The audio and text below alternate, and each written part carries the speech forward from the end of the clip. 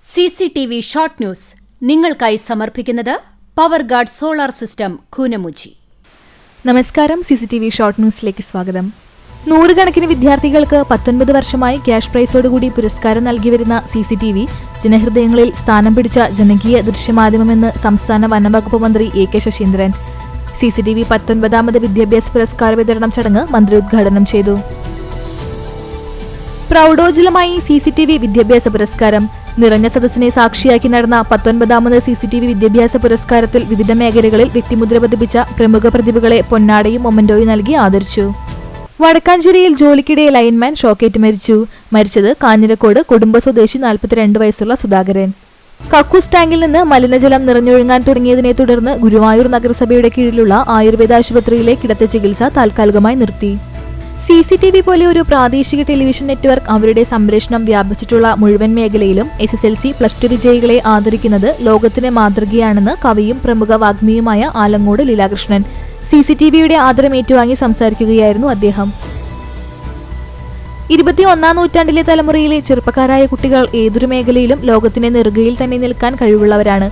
മലയാളികളായാലും ഇന്ത്യക്കാരായാലും കഴിയുമെന്ന് തെളിയിക്കുന്ന ഒരു കാലത്താണ് നാം ജീവിക്കുന്നതെന്ന് പ്രമുഖ സാഹിത്യകാരൻ TD രാമകൃഷ്ണൻ CCTV വിദ്യാഭ്യാസ പുരസ്കാര ചടങ്ങിൽ ആദരമേറ്റുവാങ്ങി സംസാരിക്കുകയായിരുന്നു അദ്ദേഹം. വിദ്യാർത്ഥികൾ ജീവിതത്തിൽ A+കൾ നേടണമെന്ന് സാഹിത്യകാരനും അധ്യാപകനുമായ രാധാകൃഷ്ണൻ കാക്കശ്ശേരി പറഞ്ഞു. CCTVയുടെ സമാദരമേറ്റുവാങ്ങി സംസാരിക്കുകയായിരുന്നു അദ്ദേഹം. പുന്നയൂർ ഗ്രാമപഞ്ചായത്ത് 3ാമത് പ്രസിഡന്റ് പ്രതിഭാ പുരസ്കാര സമർപ്പണം മുൻ കേരള സംസ്ഥാന വിദ്യാഭ്യാസ വകുപ്പ് മന്ത്രി പ്രൊഫസർ C രവീന്ദ്രനാഥ് ഉദ്ഘാടനം ചെയ്തു.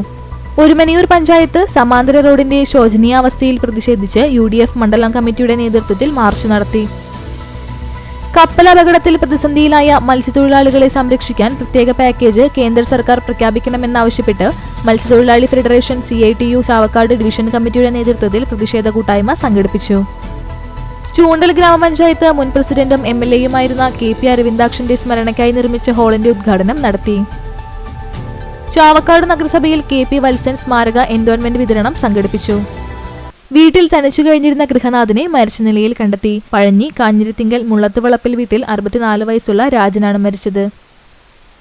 സംഗീത കൂട്ടായ്മ ചാവക്കാട് താലൂക്ക് മ്യൂസിക് ക്ലബിന്റെ 7ാം വാർഷികാഘോഷം ജില്ലാ കളക്ടർ അർജുൻ പാണ്ഡ്യൻ IAS ഉദ്ഘാടനം ചെയ്തു.